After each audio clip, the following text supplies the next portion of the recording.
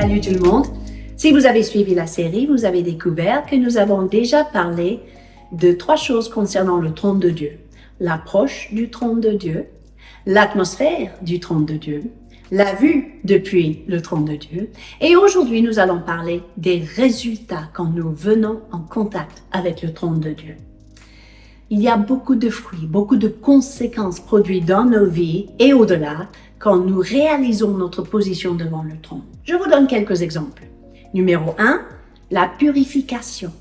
Et oui, nous avons déjà lu l'histoire du prophète Ésaïe. Dans chapitre 6, de versets 5 à 8, nous voyons tout ce qui se passe quand ils viennent à la rencontre de ce Dieu de majesté sur son trône. Il y a même un séraphin qui touche ses lèvres, qui purifie son langage. Pourquoi? Parce qu'on ne peut pas rester inchangé devant le trône de Dieu. La deuxième chose que j'ai constatée, c'est la transformation même d'un peuple quand le trône de Dieu est établi. Et ça, c'est mon espoir pour ma nation. Jérémie 49, 35 à 39. C'est là que Dieu parle de briser l'arc des lames, disperser le peuple des lames, faire trembler les habitants des lames et placer son trône dans Élam. Chose très intéressante. Élam se situait à la frontière entre Babylone et la Perse. Et après le roi Cyrus, Élam est devenu la capitale ou le siège de cette monarchie perse. Chose intéressante quand on considère les circonstances et les actualités, n'est-ce pas? Mais voici la bonne nouvelle. Je parlais de transformation. Dans le Nouveau Testament, on voit dans Actes chapitre 2, le jour où le Saint-Esprit était déversé, le jour de Pentecôte, il y avait aussi des Élamites présents qui ont reçu le baptême du Saint-Esprit. Ça, c'est mon espoir, mes amis, pour tous les pays du Moyen-Orient. Mais c'est surtout parce que le trône de l'Éternel était bien établi dans ce lieu. Et le fruit se voit et se verra toujours. Troisième fruit, devant le trône, il y a la louange qui éclate devant la magnificence de notre roi. Psaume 47, versets 7 à 9. Chantez à Dieu, chantez à notre roi, car Dieu est roi de toute la terre et il règne sur les nations. Il a pour siège son saint trône. Vous voyez, cette réalisation que Dieu est sur son trône produit automatiquement cette louange qui éclate de nos cœurs, cette confiance qui jaillit de notre être profond. La louange est le résultat d'une rencontre avec le trône de Dieu et celui qui est assis dessus. Un quatrième point, la délivrance fait partie de ce que nous pourrons vivre devant le trône. Le roi David a vécu ça à plusieurs reprises. Un exemple se trouve dans Psaume 55, 16 à 20, où David disait de lui-même qu'il criait à Dieu et il savait que l'Éternel le sauverait.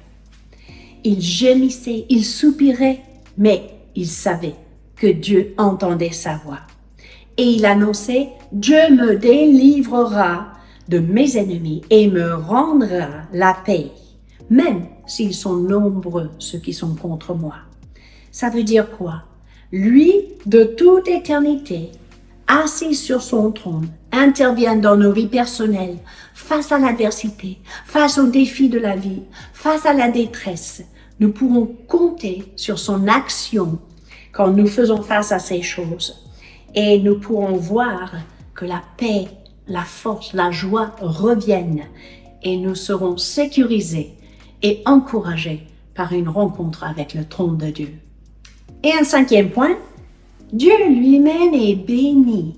Quand nous avons cette vision de son trône, mes amis, nous ne pourrons pas nous taire. Nous allons automatiquement rendre gloire et honneur à sa majesté.